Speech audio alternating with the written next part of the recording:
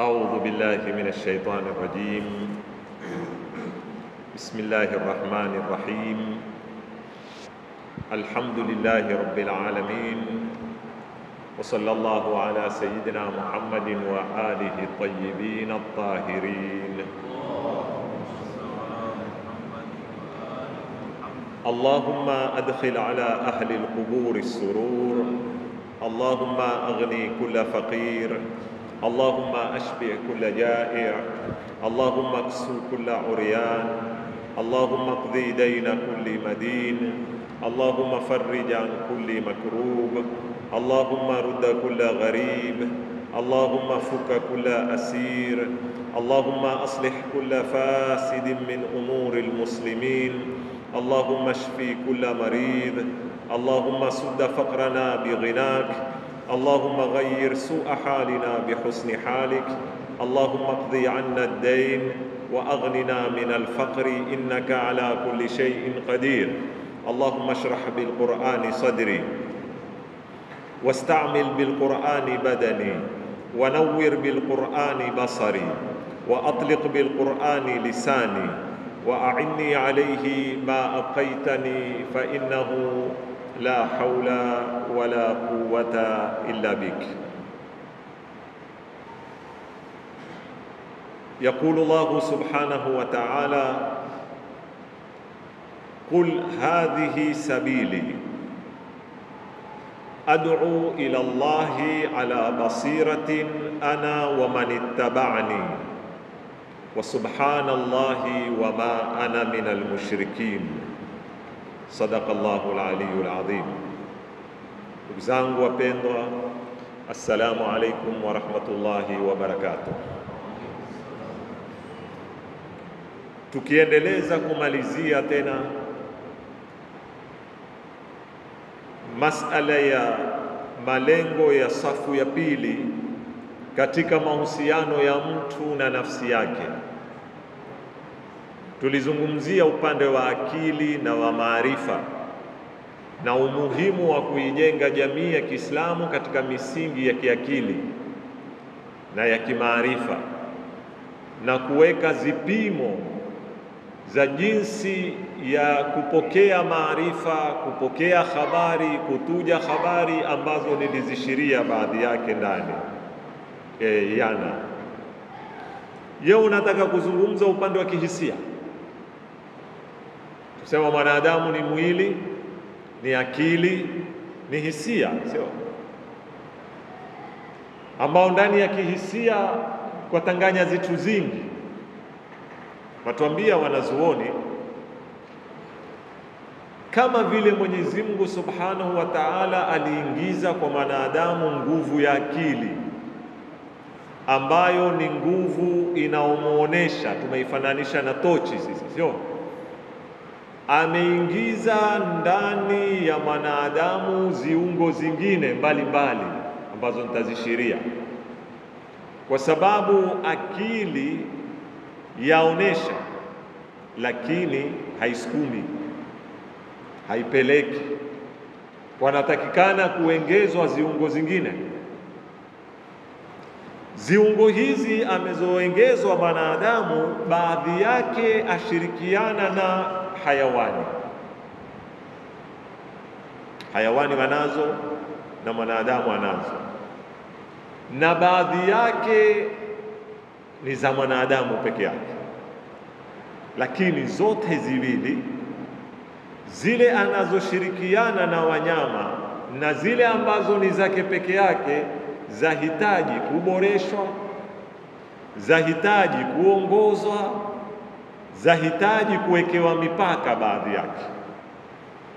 Kwa mfano, katika tabia alizomuumba nazo mwanadamu Mwenyezi Mungu Subhanahu wa Ta'ala ni naz'atul ju'i wal 'atash. Ni hii tabia ya maumbile ya ndaa na kiu, ambayo hubadilika tabia hii ikawa ni msukumo wa matendo mengi tunayotenda duniani. Matendo yale yakielekezwa uzuri yakaleta natija ya kujenga jamii, na yakielekezwa vibaya yakaleta natija ya kubomoa jamii. Usiangalie ndaa na kiu kwa maana finyo ya wewe kutaka chakula, wa ila asilimia kubwa ya balaya zilizoko duniani ya mivutano ya kijamii ni kwamba sote uzengea nini cha kuingiza hapa, tafuta riziki, chakula na nini na mai.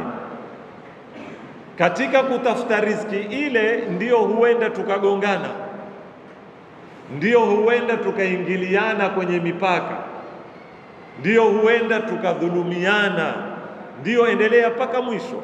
Sasa Uislamu kwanza, ukisoma Qur'ani ambao sitoweza kuwanukulia aya nyingi, nitawapa mifano na nyinyi mtazirudia.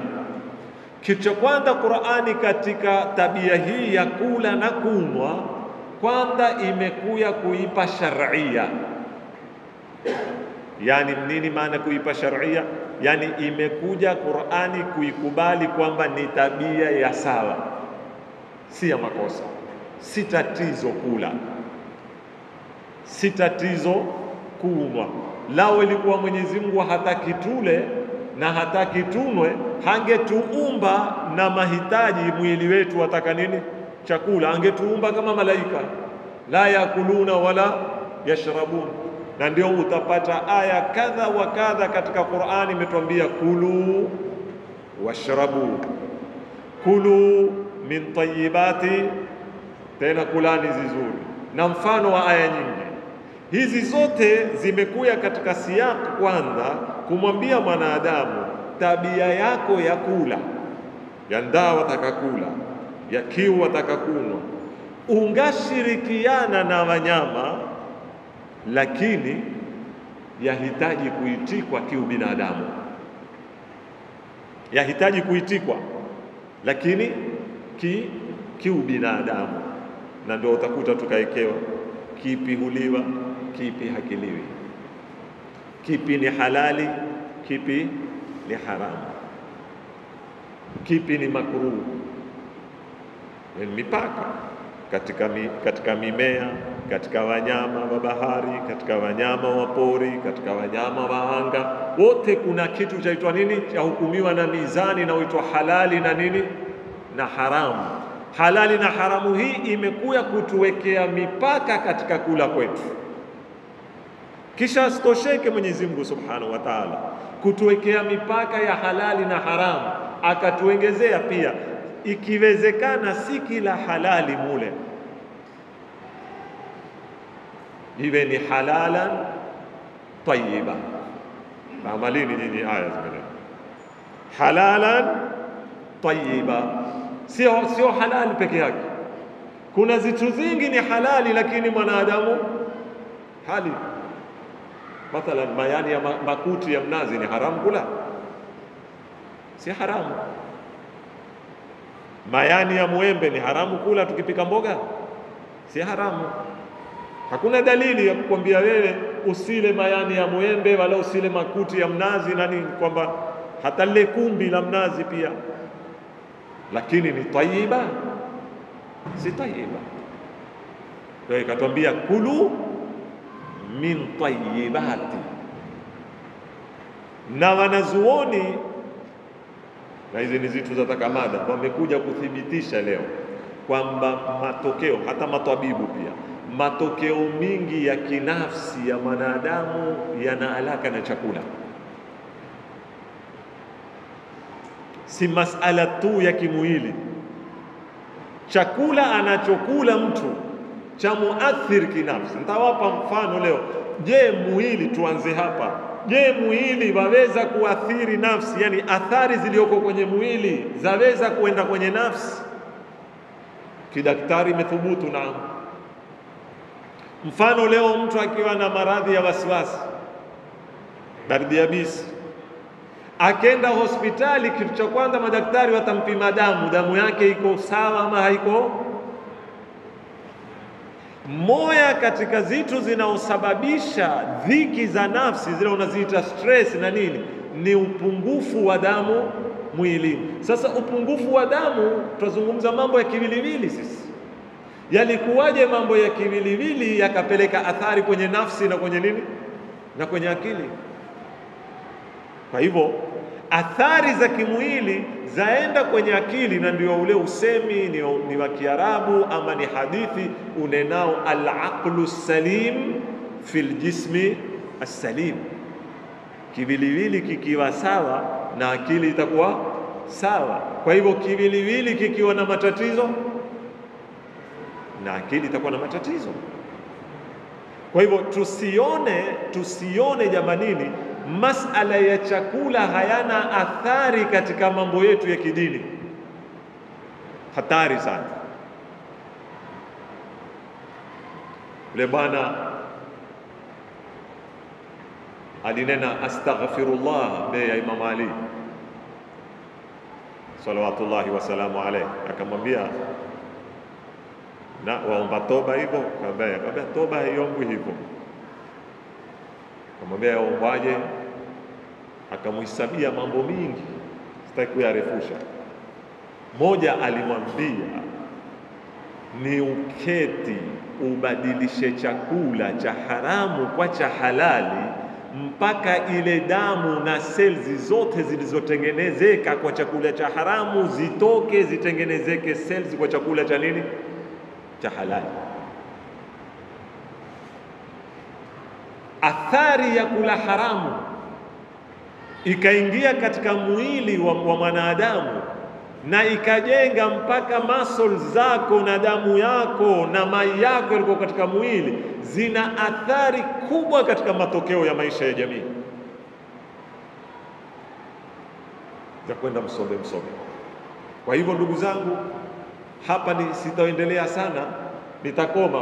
Kwa hivyo kuna masala ya ndaa na kiu ambayo yana alaka na mwili, yanaoitisha chakula na nini na mai.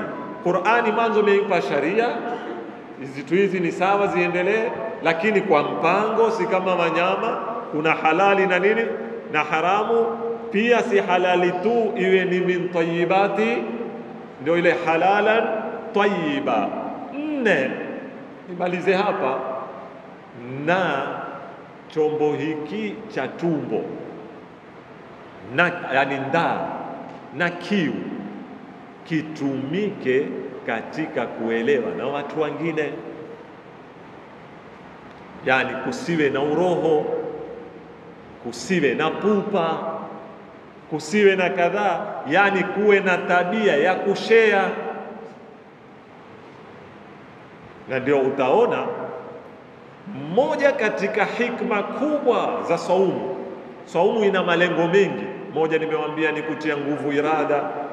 Moja katika hikma kubwa za saumu ni kuifanya ndaa na kiu iwaunde Waislamu waweze kushirikiana na kusaidiana,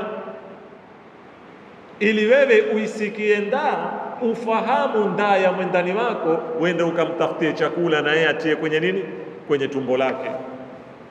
Ndio ile msukumo wa saumu. Hili ni katika nini, na hapa ndio utakuta Uislamu una barnamiji ndefu.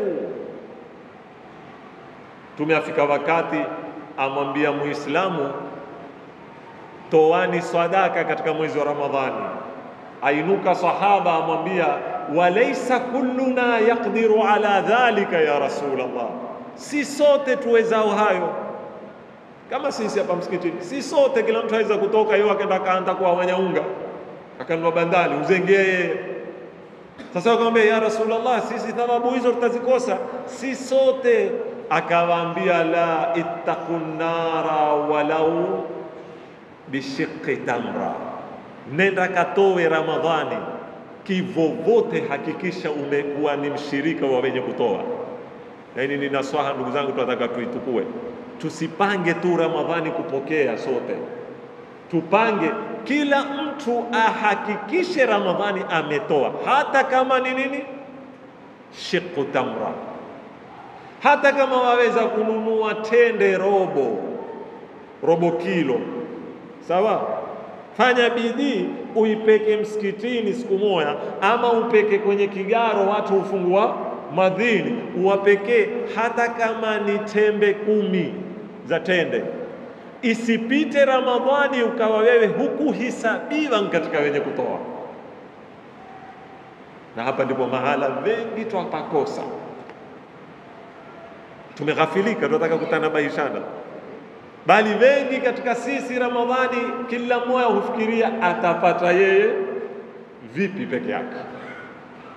Imeshindikana, tende pia sina. Utaniambia ustadhi, paka senti za kununua tende robo sina. Mtume amekwambia ala ittaqun nara walau bishurbati ma. Uwezi pia kupeka mai baridi, tupa ya mai tu pale mahala wanakufungua watu madini, kwamba jamani nifungua haya mai kunani.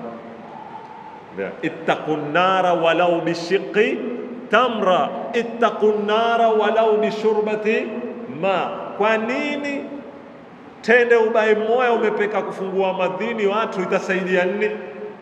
Ukiangalia upande ule itawaongezea nini? Haiwaongezei chochote. Usiangalie inapokwenda, iangalie mkono ukitozowezwa kutoa wa shida. Jamani, sharti tukubaliane, sisi binadamu kikiingia mkononi kukiata nini? Matatizo. Na ikiwa wewe huja uzoweza humu mkono wako kuwatawata, kwa Waswahili kuambia kutoa ni moyo, sikuwa nacho. Kuna watu hutoa hawana, watu wakafikiri ulimwenguni kwamba wale wanazo, wala hana. Ni nini? Ashazoea, akitotoa husikia dhiki. Kuna na watu hawatoi, pengine huhesabiwa na wao hawana, watakwenda kupekewa na pengine wanazo.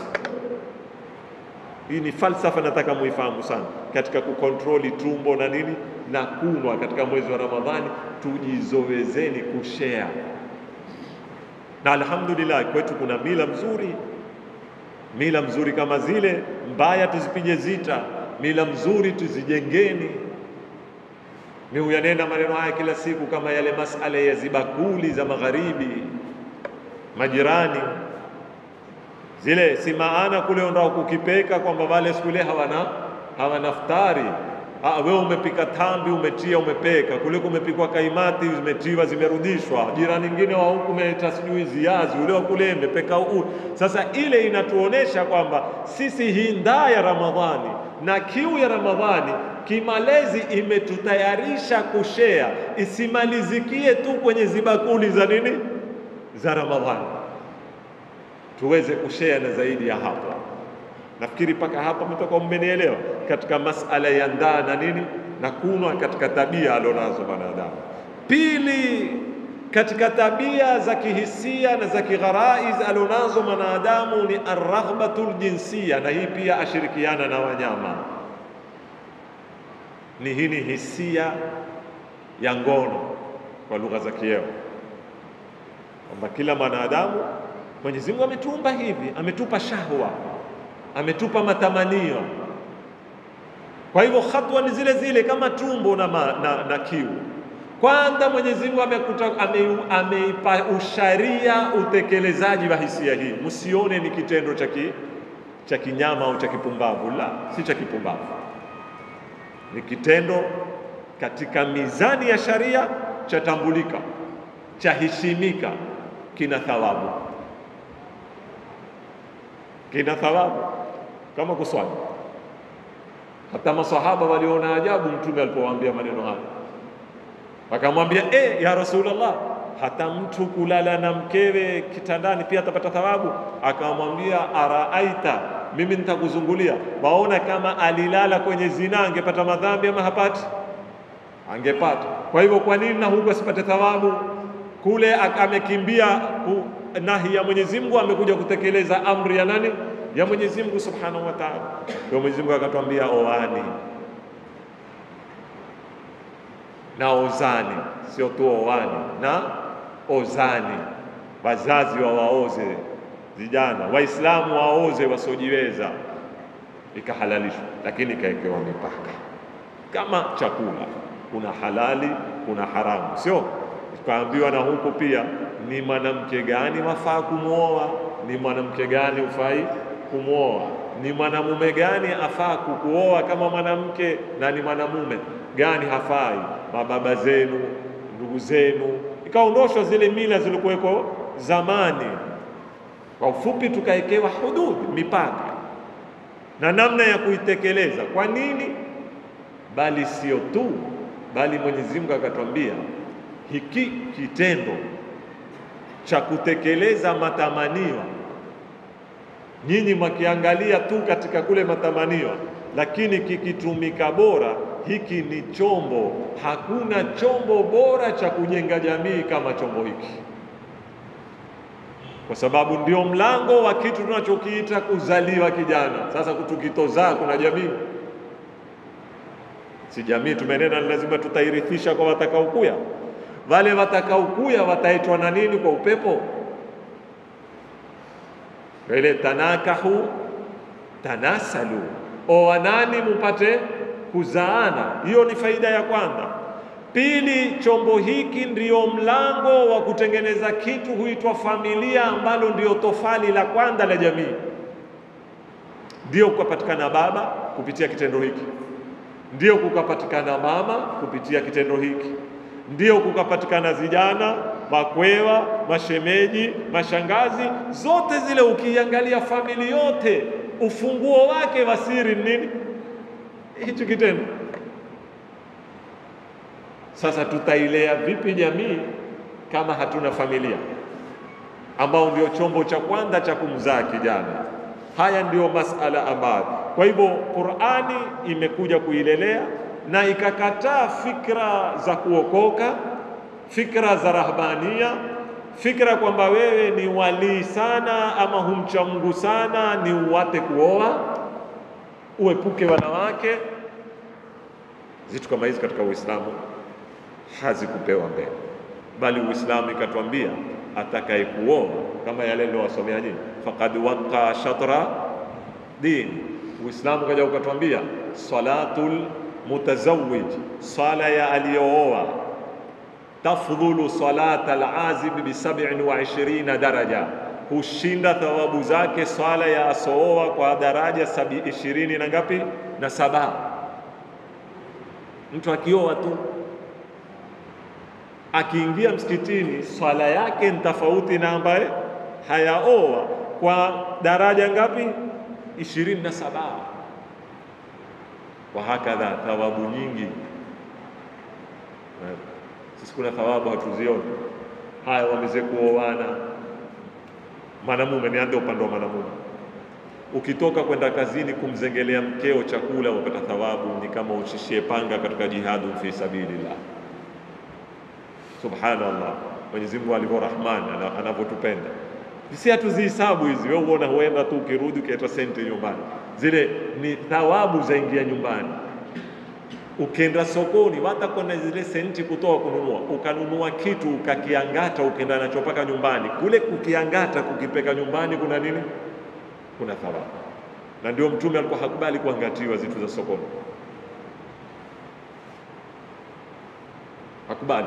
Ziazi, tomato, umenunua tomato robo wewe, sijui nyama nusu kilo, ni uzuri zaidi uziangate mwenyewe mpaka nyumbani.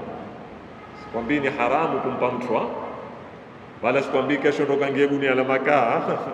Zitu za matumizi za kawaida ni thawabu. Sijui ukifanya kadhaa, mwanamume akimwambia mkewe tunakupenda nini? Ni thawabu. Thawabu jamani haziko kwenye tasbihi tu kunena alhamdulillah alhamdulillah na Allahu akbar. Hizi nini zote ni malezi ya kuyea. Ndio Mtume asema neno la mume kumwambia mkewe uhibuka halifutiki kwenye moyo wake, athari yake halifutiki kwenye moyo wake. Kwa hivyo yajenga hiyo ama haijengi? Wajaala bainakum mawaddatan wa rahma. Akifanya kadha, haya ndo huku pande wa mwanamke sasa na thawabu zake. Mwanamke Mtume atuambia tabaulul mar'ati li zawjiha, kuipamba mwanamke kumwandaa mumewe ni jihadu fi sabilillah.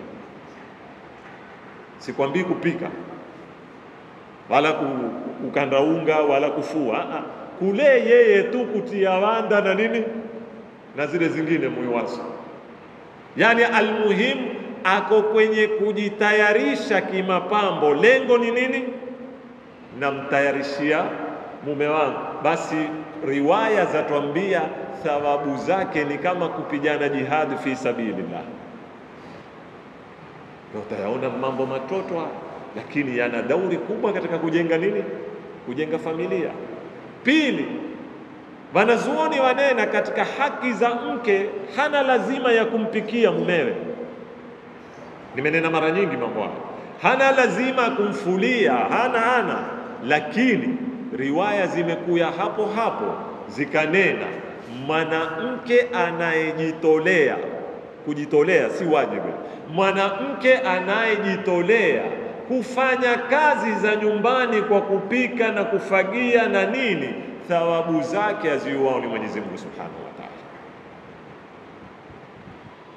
Naam, haya yote ni mafundisho ya kimalezi yataka yateremshwe katika jamii zetu, kwa sababu tukianza kujenga kule ndani kwenye familia, tukaanza kuhudumiana, kusaidiana, mapenzi yajengeka hapa kama timu moja. Ndipo pale Imam Ali alipoingia ndani ya nyumba akamuona mkewe Fatima alayha salam taabani bana huyera, ana Hasan, ana Hussein, ana Zainab, sawa, jana watoto kuandamana mwaka, ana jukumu la kupika, ana jukumu la kufagia, sijui la nini. Ndipo pale wanaposema watu hawa wawili hawakuwahi kuteta isipokuwa mara moja tu, ikabidi kesi yao mpaka ipeko kwa Mtume. Kesi kubwa baina ya nani? Imam Ali na Fatima Zahra. Sikilizani uzuri, kesi ya nini? Hakununulia mpira, hayanunua pazia. Kesi imekwenda wanyang'anyia kazi za nyumbani. Imam Ali ataka kumsaidia Fatima, hataki. Amwambia ni kazi zangu tazifanya mimi, wewe nenda kaangalia ya nde. Wewe jukumu lako ni kuna shamba utakwenda kunini? Maki Imam Ali alikuwa na kishamba akaenda akinosha, akipata zitu ziwili zitatu. Yani hawatetei changu ni kipi, kwamba kila mtu huvutia kwake. Wateta kila mtu ataka yeye awembee kutoa huduma zaidi, kwamba ni mimi tafanya kazi zote za nyumbani. Ule amwambia lazima nikusaidie, mpaka Mtume akahukumu akamwambia Imam Ali, wewe kazi yako utafagia na kupiga deki. Tupo vizuri sana jamanini. Na wewe Fatima, kazi yako utasaga unga na kuambika mikate na kuangalia vijana. Na waqi'an Imam Ali akawakimbia nyumbani akifagia nyumba, akifagia. Wanaume kina maneno haya mara nyingi, kuna wengine hunivuta pambizoni tukitoka nje, unaongea ustadhi, wewe utupa kazi majumbani. Si kazi. Hunu ndio Uislamu, hunu ndio Uislamu. Kuna fikra tunataka tuzisafishe, kwamba mtu akiingia nyumbani akakudirika nyumbani kwako uko jikoni, kwamba wewe utatolewa diaya uozewe. Ziko hizi fikra. Kwani kuna tatizo gani siku moja Jumapili ukwenda kazini, ama ni Juma uko nyumbani, ukaingia jikoni wewe na mkeo ukamsaidia? Kama ataka kuauliwa ziazi kwa mwaulia, kuna tatizo gani? Au paka yafanywa na wazungu? Yakietwa kama yale nilowaambia, ya tepu yalipoetwa na wazungu yalikuwa ni sawa sawa. Leo imekuwa kwenye masinema, tutaona wanaume wa kizungu huingia majikoni wakawapikia wake zao, basi na sisi tutakuwa maendeleo sasa. Lakini Mtume sallallahu alaihi wa sallam ametuambia kitambo, mal mushkila, kuna tatizo gani kila siku mkeo hukuwekea yeye mezani au jambini, ndio ukiingia ukaketi ukaitoa bakuli ukaosha mkono ukaikewa chakula ukaondolewa, sio ukaana hutoa oda kama ulioko ofisini, mai yako wapi, juice mbona haiyaetwa, chai iko wapi? Kuna tatizo gani siku moja ukamwambia mke wangu, na wewe keti leo nikuandae mimi, nikuetee mimi, nikuwekee mimi, nikuoshe mkono mimi? Mal mushkila fi dhalika? Najua Ya mtanambia azingizi, ndio ustadhi wao panga twenda kutawalima sasa sisi majumbani. La. Ndio ile wajaala bainakum mawaddatan wa rahma. Mal mushkila? Naam. Kwa zipimo, kwa heshima, isibadilike yakafanywa ni kutake advantage ni nini. La, tayua mwenyewe namna kuzikontroli jamani. Naweza kunena kila kitu. Almuhim, chombo hiki cha shahwa kikiitikwa sawa sawa, kikapewa mipaka yake, chaweza kuinua jamii kiasi kikubwa sana, na hatuwezi kujenga jamii kama huku familia ndani haijajengwa. Tatu, nazipita mbio mbio. Katika tabia alizomuumba mwanadamu Mwenyezi Mungu Subhanahu wa Ta'ala, alomuumba nazo ni naz'atun naum. Hizi pia ashirikiana na wanyama. Niwaambia ya kwanza ni tumbo na nini na kuuma, ashirikiana na wanyama. Ya pili ni nini? Shahwa ya jinsi, sio? Ashirikiana na wanyama. Ya tatu kulala. Pengine unaweza kushtuka ustadhi, masala ya usingizi yana alaka gani na malezi ya jamii na kujenga jamii? Yana alaka kubwa sana. Usiangalie kwamba ni kitu simple. Kwanza, Uislamu umekubali tulale, ni maumbile.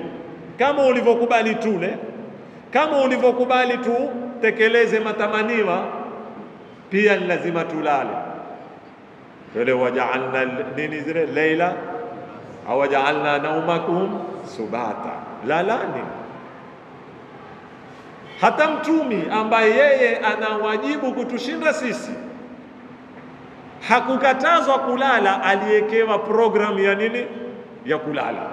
Aliambiwa ya ayyuhal muzammilu qumil layla illa qalila nisfahu aw inqus minhu qalila aw zid alayhi warattilil qur'ana tartila inna sanulqi alayka qawlan. Kwa hivyo yeye ameambiwa alale nusu ya usiku au thuluthi ya usiku, asizidishe nusu.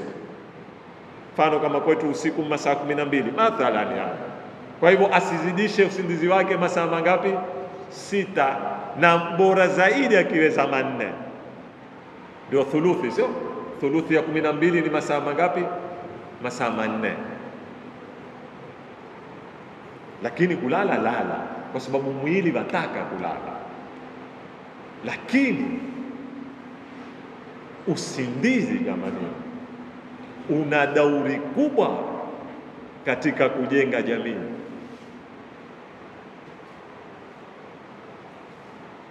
Wiki moja iliyopita nimeketi usiku naandaa hii darasa, nikaingia kumzengea bwana mmoja aitwa Dr. Tariq Suwaidani. Kwa watu nikipambana na mada kama hizi ubidi nimzengee, nampenda mno, ni Mkuweti na ni katika watu wasomi wa hali ya juu wa kisasa, uko Amerika sijui yuko wapi, na ana mpaka college zake za kutrain watu. Na mnukuu yeye, kwa sababu mimi sikufanya hii istiqra. Katika kumsikiliza katika lecture yake kuhusu usingizi, alinena maneno haya.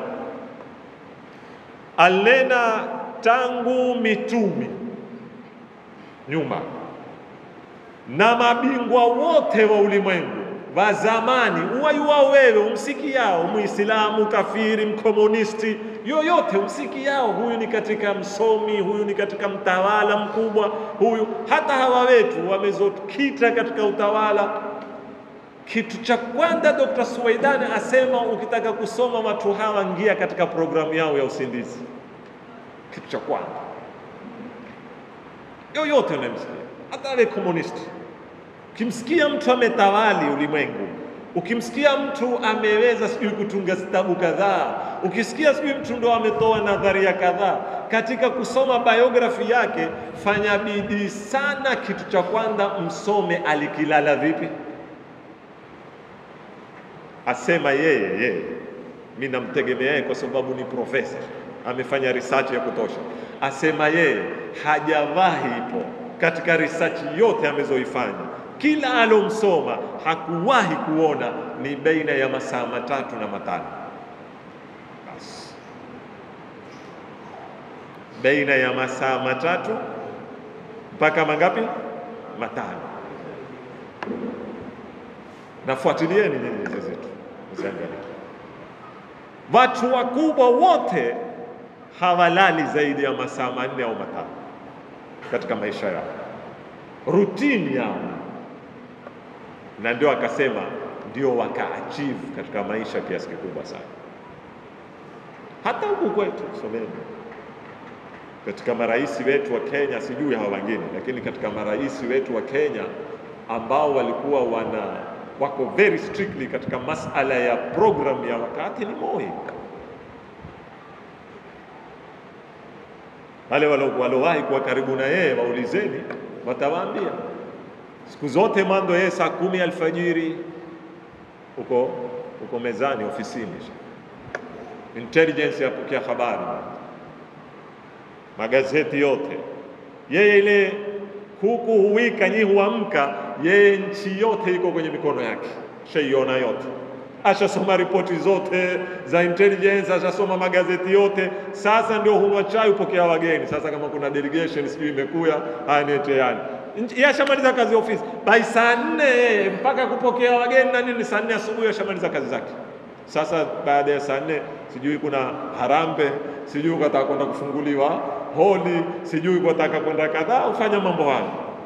Lakini between saa 10 alfajiri mpaka saa 4 asubuhi yashamaliza kazi ya siku, ambao sisi saa 4 ndio huanda.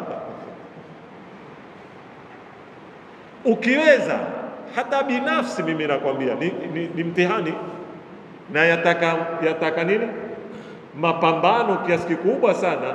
Ukiweza kukontroli kulala katika maisha yako na kupunguza masaa ya kulala katika maisha yako, ni hatua ya kwanza katika kukimbilia kuachieve malengo yako ya kimaisha. Someni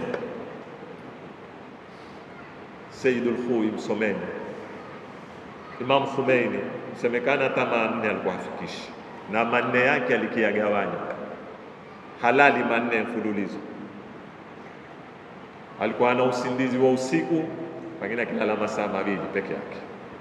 Alikuwa ana kabla dhuhuri, alikuwa ana baina ya 45 mpaka 60 akilala. Alikuwa baada al-asri pia kidogo ana 20 au 25 dakika tu akiweka kifumba kiinuka basi. Na ndio ilikuwa program ya maisha kila siku. Yaani ukimfuata zile akizibreak hizo utapata kama masaa 4. Kwa hivyo nafikiri kwa sasa mmenikubali kwamba usingizi ni mchango mkubwa shekhe wa kutuangusha ama kutuinua, kwa sababu rasilimali ya maisha yetu ya jamii ni wakati. Wakati ni masaa 24. Masaa 24 kwa siku yapije mara 30 ni ngapi? Pija mara miaka utakao kuishi. Mfano wewe umeishi miaka 70, zibreak utapata masaa mangapi? Utakuja kupata baadhi yetu katika rasilimali ya miaka 70 tumetumia 30 peke yake, miaka 40 tumelala. Hapa ndio the big problem. Imagine wewe walala kwa siku mathalan masaa 10. Yaani karibu nusu ya siku wewe ufanya nini? Walala. Sasa ikiwa wewe umeishi miaka 60, itakuwa wewe katika miaka 60 umelala miaka mingapi? 30. Kwa hiyo umefanya kazi miaka mingapi? 30. Na hiyo 30 hujafanya kazi pia. Kuna na ya maskani, kuna na ya bolini, kuna na ya kioni, kuna ya sinema, kuna ya nini. Sasa ukija ukitoa utakuja kupata kwamba katika miaka yako 60, miaka ulioitumia kihakika katika kazi zako ni miaka 15. Fanyeni hizi calculate. Kwa sababu gani? Usingizi. Kwa hivyo ni muhimu sana kuilelea jamii na familia katika jinsi ya kukiekea kitu hiki mipaka katika maisha yetu. Tukihitaji hatuwezi, na hususa ujanani. Unajua mwanadamu kila akiwa kijana usingizi huwa mwingi zaidi, na kila ukizeeka, sio kunaambia leo dadi mimi hulala masaa 3 tu, lakini wewe shekhe hupati tena. Sio kwamba hulala masaa 3 wataka. Kuna watu wake ukishakufika miaka 70 wenda hizi zitwa zikikauka.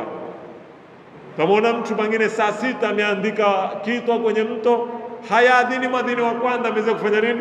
Ameweza kuamka. Mabongo yamekauka pale sasa. Lakini huku tini huku miaka 20, 18, miaka 25, 30, huku ndio kuna baadhi ya watu akijiatilia aweza kulala hata masaa 18 kwa siku. Ama haiwezekani, nyinyi mtanambia wapiga masaa 18. Hapa ndipo hatari katika mambo kama haya. Chombo kingine sitoendelea zaidi ya hapo, nenda kwenye cha 4. Niko kwenye kuwaonesha zitu alizozitia Mwenyezi Mungu katika maumbile yetu za kimaumbile, ambazo sisi twaziona tu zatupita mbele ya mato, twaweza kuzifanyia investment, tukazitumia na tukaboresha nini? Jamii. Na mfumo wa malezi ya Kiislamu ni lazima uzingatie mambo haya, sio tu masala ya kwenda madrasa utapata ngapi, KCPE utapata result ngapi, sijui shahada utapata gani, na kulala utalala masaa mangapi, na kula utakula vipi, na kiungo kingine utakitumia vipi. Hizi zote zataka ziwe kwenye program. Kidogo niwajazie mfano mmoja katika maisha ya boarding. Ingawa ndani kuna matatizo mengi, boarding zetu tumeshindwa kuziweka sawa, lakini moja katika uzuri wa boarding ni kumtrain kijana mambo haya, mbali na kwamba pale yuko husoma kama jeshi. Ingawa sisi na wakizia utesa vijana tu klasi saa 1 huamsha saa 10 alfajiri, kwa kutofahamu kwetu ile kuwaekea saa 4 lazima taa zote dom zifanywe nini?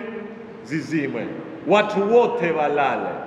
Programming hiyo, zile ni zitu tunataka tuziunge mkono, kwa sababu wewe nyumbani hukuvuya, huwezi kuchewi tena na mabarobaro, lakini kule ni rules. Saa 4 kulaliwe, zinya taa zote. Saa 10 alfajiri kengele imelia, watu wafanye nini? Waamke. Ndio haya tunayoyataka kabisa. Mbali na ile kuvaa, hafai kuvaa nguo za nyumbani, lazima avae nguo za nini? Za skuli peke yake. Yale yote si mambo ya kipumbavu ndugu zangu, yale ni mambo yana saikolojia kubwa sana ya kimalezi. Kutakiini asikosekane na soksi, asikose sijui nini, zile zote zamfundisha mtoto vipi atakuwa smart katika maisha yake. Kesho yule akiandikwa kazi, ataka kuamka saa 11 alfajiri aende kazini, kwake si tatizo, ashazoea hiyo program. Lakini mwingine atakwambia mimi siwezi kuamka saa 11, wanda lugha zile. Tumeelewana vizuri sana. Tunataka tuziangalie tabia ya 4 ambayo tutasimama hapo leo, ni tabia yaitwa hubbul istitla'i wal bahthi anil haqiqa. Katika tabia alizomuumba nazo mwanadamu Mwenyezi Mungu katika mahitaji yake ya kihisia, mbali kutaka chakula na maji, mbali kutaka mwanamke na shahawati, mbali kuhitaji usingizi, ni hii tabia ya udaku. Mwanadamu kimaumbile, kila mwanadamu ndani ya nafsi yake anacho kishipa cha udaku. Sikilizani uzuri paka mmalize jamani, Ingawa sisi kwa fikra zetu tumeona kila tabia ya umbea na udaku ni tabia mbovu. Si tabia mbovu. Kama ingekuwa ni tabia mbovu, Mwenyezi Mungu hangeitia. Kama kusahau, tabia ya kusahau ni katika neema kubwa aliyotupa Mwenyezi Mungu Subhanahu wa Ta'ala. Ingawa wewe waiona hutuharibia maisha yetu, mara mmesahau. Wewe wafikiri kama sikusahau, si tungalikuwa tukezea majumbani hulia tu sisi paka yeo. Nani amezomsahau mamake jamanini? Kuna kitu kama kufiwa na mama. Sitaki kukupeka mbali. Kuna kitu kama kumkosa mama katika maisha yako? Kuna kitu ule mtu amemkosa mkewe katika maisha yake ampendao, ule amemkosa mwani ampendao, ule amemkosa, ule amemkosa, ule amemkosa. Utalia, utainamisha chongo wiki mbili, utasahau, utaanza kuteka, utateka. Ndo neema ya kusahau. Waila maisha yangesimama kama sikusahau. Kwa hivyo na udaku na umbea ni neema, lakini itumike mahala ipasavyo, isiingizwe kwenye mahala isipokusa kabisa. Sisi mimi huyamko udaku, lakini kitaalamu ndani ya falsafa imeelezwa yaitwa hubbul istitla, kupenda kuyua. Si ndio udaku? Kwani udaku ni nini? Ni umeona harakati kule nani jamani, ni kule wa bahasha ndio udaku. Umemwona mtu usiku umekupita na kishuga, ni mke wake ule ama si ndio udaku?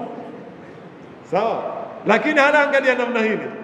Hiyo mifano nilokupa yote ni mifano umeutumia udaku makosa. Mambo ya mtu na mke wako ya kuhusu nini na mke wake? Mambo huwa wenye bahasha kule huli wa karamu ya kuhusu nini? Lakini angalia udaku mathalan. Kumepiga pepe mbinguni, kumelia radi, ukajiuliza ni nini ile? Kwa nini kukalia pepe kule juu? Hizi research zote hizi za kugundua zilianzishwa na udaku tu. Ule Newton alogundua gravity, kwamba hii ardhi ina nguvu ya nini? Ya gravity. Alianza kwa udaku. Manena alikuwa ulele chini ya apple, sio? Likamwangukia apple, likamgonga du kwenye kichwa. Akajiuliza, kwa nini likaya huku lisende yu? Alianda hapo question mark yake. Hili tufaa lilipoanguka, kwa nini lilikuja kunigonga huku lisende yu? Ni lipi lilolifanya likaya huku? Hondo udaku. Akaanda research. Akachunguza, alitukwa nyaka 5, alitukwa nyaka 10, mpaka akaenda akagundua kwamba hii ardhi ina ile force of nini? Of gravity waita. Kiarabu wanaita quwwatul jadhibia, kwamba chochote kilioko juu huvutwa wapi? Ambayo leo hili ni nadharia ameigundua, imetatua mambo mingi katika maisha ya kisayansi na nini na ya ulimwengu. Mpaka hizi ndege kuruka zote zimepangwa vipi zitakwepa ile force of nini? Of gravity, kwa sababu ya Newton. Alianza na nini? Na udaku wa apple, lilianguka. Sasa hizi tabia za kutaka kuyua ni muhimu sana, tuzikuze sana, lakini tuzikuze kwenye mambo ambayo yatafanya nini? Yatasaidia. Min husni islami almar'i tarkuhu ma la yani, uislamu bora wa mtu ni kuwata yaso kuhusu. Kwa hivyo tuwateni udaku wa kuangalia upite na nani, mkunguni imenunua kitoweo gani leo, sijui kwa kadha. Tuandeni kwa nini mai huya, kwa nini ikifika mwisho wa mwezi mai mpaka hutawanyika yakaingia barabarani. Sisi huko maana na kuyapiga picha na kuyaweka kwenye mitandao, lakini lao tutazifanyia research, ni zitu za kwetu zile. Sijui tumeelewana vizuri sana, ndio tutagundua kanuni nyingi. Mwenyezi Mungu atatujalia minal ladhina yastami'una alqawla fayattabi'una ahsana. Kabla sijafunga darasa, nataka kutanabahisha kitu kidogo. Yana katika kueleza baadhi ya mifano ya aya, kuna mtu alinitanabahisha isifahamike kwamba mimi hunena maneno yale, kwamba nilikuwa najaribu kutoa mifano kwamba ikiwa hatujabobea katika kuifahamu Qur'ani, twaweza kwenda kupambana na aya tukazitolea tafsiri sivyo na misimamo. Wa ila sijasema kwamba haifai kuoa mke wa pili mpaka kwa wale wenye mayatima. Hii hapa nimependa kusahihisha, na hususan siku hizi mitandao ina hatari, mara waweza kukatwa kipande kikaanza kusambazwa ukabandikwa mambo ambayo huna. Walhamdulillahi rabbil alamin.